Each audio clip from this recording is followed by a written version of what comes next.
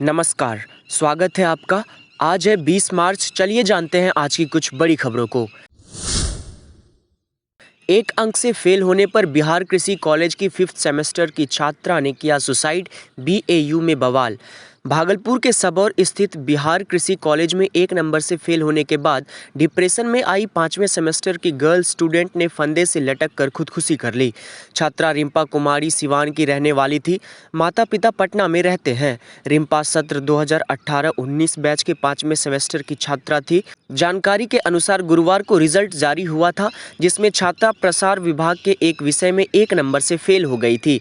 बताया जा रहा है कि रिजल्ट के बाद से रिम्पा काफ़ी तनाव में रह रही थी। उसने शुक्रवार की दोपहर अपने कमरे में फंदे से लटक कर जान दे दी।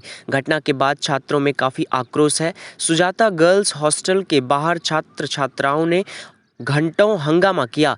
कॉलेज परिसर में तनाव बना हुआ है। घटना की जानकारी मिलते ही बीएयू के प्रभारी कुलपति सहित प्राचार्य सहित अन्य अधिकारी घटनास्थल पर पहुंचे। छात्रों ने उनका भी जमकर विरोध किया। सबौर थाने की पुलिस भी कॉलेज पहुंचकर छानबीन कर रही है।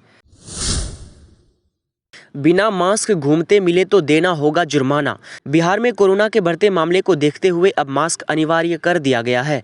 इतना ही नहीं, अगर बिना मास्क सड़क पर घूमते पकड़े गए तो जुर्माना भी देना होगा। बिहार की राजधानी पटना में प्रमंडलीय आयुक्त संजय अग्रवाल की बैठक में जिलाधिकारी को निर्देश दिए गए हैं, जिसके बाद जिला अधिकारी डॉक्टर चंद्रशेखर सिंह ने टीम गठित कर चेकिंग अभियान चलाने का आदेश जारी किया है। डीएम ने लोगों को मास्क का प्रयोग करने, सैनिटाइजर का नियमित उपयोग करने, सामाजिक दूरी का पालन करने की भी अपील की है। अधिकारियों के मुताबिक मास्क अभियान में शामिल टीम का विशेष ध्यान शहर की दवा मंडी, गोविंद मात्रा गांधी मैदान, कंकड़बाग, राजा बाजार, पाटलिपुत्र, गोलंबर, इनकम टैक्स, डाक बंगला चौराहा समेत प्रमुख जगहों से आने जाने वाले लोगों पर रहेगा। साथ ही आपको बताते चले कि महाराष्ट्र, दिल्ली, गुजरात समेत 7 राज्यों से पटना आने वाले लोगों को अब होम क्वारंटीन किया जाएगा।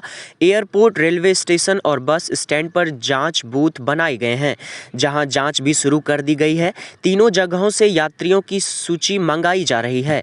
फोन पर लोगों को 10 दिन होम क्वारंटीन होने की सलाह दी जा रही है। जिनके घर क्वारंटीन होने की व्यवस्था नहीं है, उनके लिए होटल पाटलिपुत्र अशोक में आइसोलेशन कम क्वारंटीन सेंटर की व्यवस्था की जा रही है।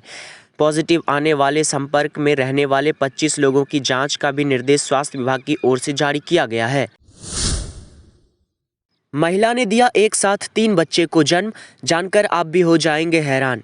अभी तक ज़्यादातर आपने जुड़वा बच्चा को जन्म देने की बात सुनी होगी, लेकिन शुक्रवार की सुबह भागलपुर सदर अस्पताल में शाहजहां की एक महिला ने एक साथ 3 बेटे को जन्म दिया। सभी बच्चे और मां पूरी तरह स्वस्थ हैं। सदर अस्पताल के चिकित्सक से लेकर स्वास्थ्यकर्मी और नर्स भी यह देखकर काफ़ी हैरान और आश्चर्यचकित है।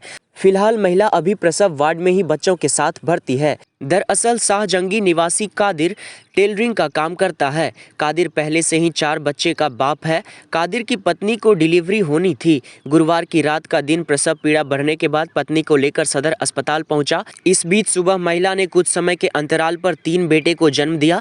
बेटे के जन्म के बाद घर में खुशी का माहौल है। एक साथ 3 बच्चे के जन्म लेने की सूचना पर स्वास्थ्यकर्मी भी बच्चे को देखने पहुंचे। बच्चे के पिता कादिल ने बताया कि शुक्रवार को जुम्मे के दिन अल्लाह ने उन्हें बड़ा तोहफा दिया है।